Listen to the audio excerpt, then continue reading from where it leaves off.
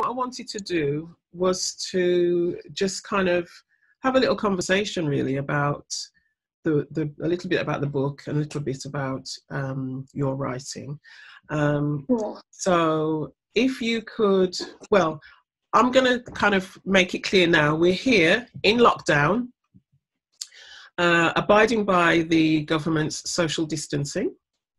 And I'm Pauline Bailey from the Black Arts Forum. And I'm doing an interview, or having a conversation really, with Nubia Shayaam-Smith, who has recently, or is about to, publish her anthology of poems. So, Nubia, so can you tell me when or how did you start writing? Whenever people are asking me this question, it's like, it's weird to talk about it, because when I first started writing poems, like the first time I ever started writing poems, it generally was just a coping mechanism for me. It was a way for me to kind of target what was going on in my head and getting out on a piece of paper. And when you're struggling with mental health, it's kind of difficult to understand what's going on in here. And so originally, that was literally it. I had like a band of poems, sometimes writing my notes, or sometimes I'd just write them by hand. And whenever I felt really overwhelmed, I'd just sit down and just write into a poem. Okay, cool. So why did you start with poetry? Or were there other forms that you were writing in? It was literally just poetry. Like, when I was really struggling, the only mechanism I did have at that time was self-harm, and it took interaction with my parents when we kind of just talked about it, like the fact that I was self-harming, and I realised that it wasn't a sustainable coping mechanism and it was causing more harm than good. And so I was just branching out, trying to find ways how to make myself feel better when I was feeling overwhelmed. And poetry, I don't know why, it just came naturally. It was kind of like the words came out just like that. And so, yeah. Okay, because my next question was going to be if you could tell us a little bit about your process. And how does the subject or the focus come to you? And like how do you choose the title? Well, first of all, talk about the process. How does it work for you?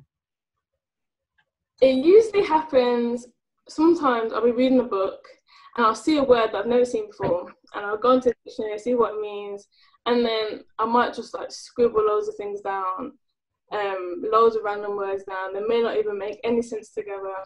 Okay. And then, I'll start to fill them in every now and then. It could literally take a week for me to finish a poem. Sometimes it takes me like 5 minutes, and I'll fill in little gaps and keep filling it in. And sometimes if I feel like this word is a bit generic, I'll go into the thesaurus and change it. And that is literally been my process for a while. Sometimes I literally listen to a song and be like, this kind of bangs, and I'll write it down in my notes, and then I'll just go through that process. Okay. So you mentioned music just now. One of the questions I was going to ask you later was, have you thought about other art forms, or like merging your poetry with song or with the visual form? As you mentioned it, I thought I'd ask you that now. I have actually thought about it, because I was thinking, Silent Screams, the book, I don't want that to just be the end. I want there to be like different branches that come from this one project. I wanted to record a spoken word of all the poems in the anthology, and record it that you can listen to it. I also wanted to do like a visual kind of like video of me speaking over, or someone else speaking the poem, and then kind of be like a show. I'm interested in doing things like that. And I did really want to do the spoken word thing, but because I'm so anxious, spoken word's never really been my thing. So it's kind of just been like, I'll probably get someone else to do it.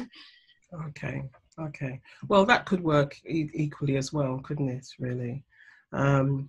Okay, so why do you think poetry works so well for you in managing your mental health and your well-being? Because sometimes it's just like when there's so much going on up here, for someone to be like, okay, sometimes diagnosing yourself can be more dangerous than anything else. Because let's say you're struggling with someone told you have a personality disorder, or you're depression, you have this. It's just like, okay, what am I supposed to do with that? And then sometimes when someone gives you a diagnosis, you kind of manifest what they've told you you are, and then sometimes that can be worse. So it's like, okay, I'm going through this because I'm depressed, so I'm going to keep on acting like this, and I'm not going to try and move out and move forward. Whereas with poetry, I feel like when I write down words of how I feel, it's not straightforward. It's kind of like a metaphoric explanation of what my brain is putting me through, and therefore I can read back to it and kind of translate whatever I've experienced in a more abstract way, instead of someone telling me, okay, you've got depression, this is what you need to do, and then sometimes that doesn't hurt. Sometimes it's really overwhelming, and so I feel like for some people, it might not for everyone, but for me especially, poetry is really helpful, because sometimes I read other people's poetry, it's like, that's kind of how I feel sometimes. And instead of being point blank, different people can, because it's subjective, some people can analyse it and take what they want to take from your poetry. So, Okay. So, what other art forms or forms of creativity are you involved in at the moment, or have been involved in the past? Well, I used to attend Ace Dance and Music, which is a contemporary dance corporation. And even though I'm not really there anymore, contemporary dance specifically, has always been a way more earlier on than that I used to express how I was feeling. I'd just be in my room dancing, and everyone that knows me knows that I'm just dancing all the time, even if it's not like a organised, I'm just dancing all the time. And I feel that is a subconscious way that I express how I'm feeling. Okay. And what else? What other art forms do you engage in? Art, like physical art. I've never been like a perfect artist. I've never felt like I've had my own stuff. I've always been exposed by art. My family, everyone in my family isn't artist of some sort. Like my mum is very good at art. My sister did art at GCSE. She's amazing at art. And I wouldn't call myself an artist, but because I'm exposed by it all the time, I do use art all the time. Like all my walls have pieces of art that I've done in the past. And I just feel like it's just so peaceful and so beautiful, and being able to see someone else's art and take what you want to take from it as well. I feel like that's such a pure form of art. I feel like, yeah. So you said something about you're not a perfect artist. What is a perfect artist? Because I've seen some of the other things that you do, and because it's really about creativity. Because when I say what other art form do you do, I mean I'm not necessarily saying are you a painter or are you a sculptor or anything like that. But creativity can be quite diverse, can't it? So when you say a perfect artist, what do you mean by that? It's not saying that there are borderlines of what an artist is and what art isn't, but I feel like because I don't really invest time into art is really just when I'm in my room, I see like my canvas, empty canvases and a bit of acrylic paint, I'm like, I want to do some art today. And so it's more the fact that I don't generally consciously invest time into art. It's more just like when I want to, when I need to. But I wouldn't call myself an artist in that way, but I do use art as a form of expression. So in the foreword, there's talk about your poetry being fantasy and reality all at once. What does that make you feel? And do you feel you are constantly navigating this duality?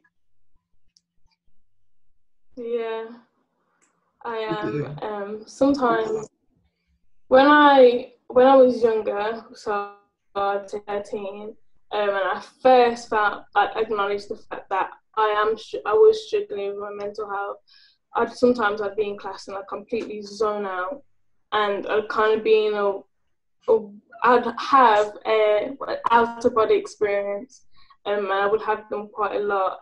And I feel like my poetry, some of my poems, like one of my poems called Moon in My Room, really expresses how sometimes I detach myself from reality, I detach myself from physical life, and I can find myself in like this realm that I don't really know what it is.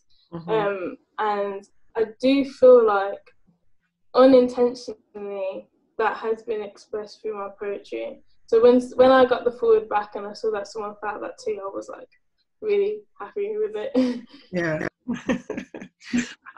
Well, yes, there was a bit where I read that there's lots of references, obviously, to what's being here from before.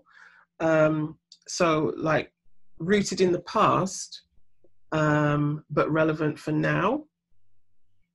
Because you make a lot of references to the ancestors. So it's what was it that I think Martin called you, Sankofa personified. How do you feel about that title? Yeah. You've got the past brought back into the future. So how do you feel about that? Do you think the ancestors are speaking through you? I don't know. If anyone knows me knows, I'm obsessed with history. Anyone's history, doesn't matter whether it's Russian history, German history. I've always loved history, and so I've always looked in the past for inspiration for anything that I do. And I intentionally wanted my poetry to be almost like a barrier between modern life and my history as a Black Caribbean woman in Britain. And I wouldn't say that the ancestors are speaking through me, but I'm inspired by their toils and I'm inspired by their experiences, and I try my hardest to express their pain, but also their successes through my poetry. And I feel like looking back to the past and looking back to your ancestors is so important, because it's very easy being a second generation Jamaican or a second generation Nigerian or a second generation Ghanaian, anyone in the diaspora, and you're living in a country that isn't necessarily yours to say. It is very easy to become detached to who you really are and kind of experience an identity crisis, which I did. And I feel like it's very important for you to attach yourself to your ancestors so that you don't lose who you are. Okay, so what would you say is your biggest inspiration right now? Right now, right in the centre of the Black Lives Matter movement, I would say that my inspiration is Assata Shakur and probably Huey P. Newton. I absolutely love everything about Assata Shakur. I've read her autobiography about 3 times. I mean, my middle name is after her, Assata Shakur. And so her determination, her resilience, and her loyalty to her cause really, really, really inspires me. Mm-hmm. Yeah. What other things do you like to read? Lately, I've been pushing myself to read more more fiction and more literature. But my first love when it comes to reading is definitely non-fiction. Anything to do with history, like I said, mm-hmm. I love reading about anything that is historical, because I just feel like it's so important to understand the past so that you can make sense of the circumstances today. But I have been pushing myself to read more literature, especially by African writers. I've been reading a lot of stories and short stories and African poetry and spoken word. Mm-hmm. And so, yeah. Okay. So when will we see Silent Screams published? Have you got a date for that yet, or do you have an idea of a period when you'd like to publish it? Well, originally I wanted it to be way before now, because before COVID-19 I was supposed to have a launch event on the 20th of June. However, because of COVID-19, publishing and printing has all been delayed, And so therefore it would most likely, I don't have a specific date. I'm still I'm in contact with the printers right now, but it's going to be most likely the end of June, the start of July, where we will have physical copies. But I'm planning on selling anything until the end of June, start of July, and I'm still having a launch event, but it will be in September instead. Excellent. Okay. So will you be, what, if any, sort of national or international competitions do you think you might apply to? What do you mean? Do you plan to submit your work to any writing competitions? And if so, are they national, international? Those of you who have sent me those things for me to submit my work into, but because I've been so dedicated to the project Silent Screams, I haven't really taken a proper notice of all these things. I do want to just make sure that this book is the best it can be and its execution is the best it can be. And because I'm also currently starting the productions of the documentary Silent Screams, I'm going to get loads of young people to speak about their experiences with mental health. And so as much as I would love to put my poetry into competitions, I'm so dedicated to Silent Screams, the project itself, that I haven't really had time to do that. Okay, thank you. Well, that's good to know that Silent Screams is going to be a documentary as well. So yeah. I mean, as a project, it sounds as though it's going to be more diverse than an anthology of poems. So that's interesting. Maybe at some later date you can come and talk to us about that a bit more. And perhaps by then, when lockdown is over, or whatever the new normal happens to be, we can perhaps document you documenting. Maybe we can record some of that. So how else might you use your poetry or your writing, do you think?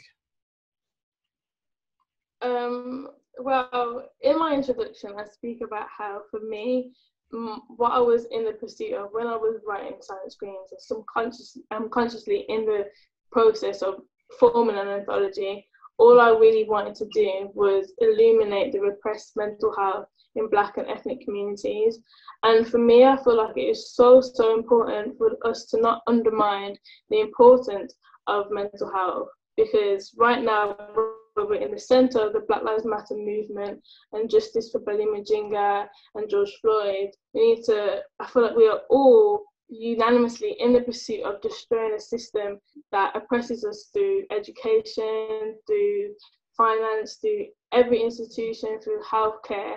And in order to do that, we have to be collective, and we need to have a collective goal. And I feel like every revolution begins in the home. And I feel like there's so many generational wounds that have been passed down but haven't been acknowledged. And we are constantly passing out all this pain and all these experiences that we're not really talking about. Everyone knows it's there, but we don't want to talk about it because we are, especially in the UK, I feel like when you are living in a society that doesn't really want you there, and therefore your priority isn't going to be your mental health. You're not going to really care about whether you're okay or not. It's about whether you can get food on the table. And though that is important, we do also need to acknowledge those that are struggling with mental health. And even if you're not struggling with mental health, we need to find ways for us to help and know how to help those around us. And so, yeah. Okay. So we've got the publishing of Silent Screams to look forward to in the autumn, /winter, a launch event, presumably there'll be some book signings, and you're starting already to talk to people, if I've got this right, to talk to people about their mental health and how they're managing that, and that's going to be turned into a documentary. Is that correct? Yeah. Okay. All right. Well, this has been a conversation between Nubia Shayaam-Smith, who has just newly written her anthology of poems called Silent Scream. She's 15, by the way, I should remind everybody. So very young to have such commitment and, you know, be so clear about where she's coming from and what she believes in. I'm Pauline Bailey, and I represent the Black Arts Forum, and I'm hoping that you know, people will gain quite a lot from this little conversation that that we're going to be putting on the website. So watch this space, because there will be more from Nubia in the near future, and yeah, I'm looking forward to reading more work coming from you. Thank you. Thanks a lot for agreeing to be interviewed. Okay. Thank you.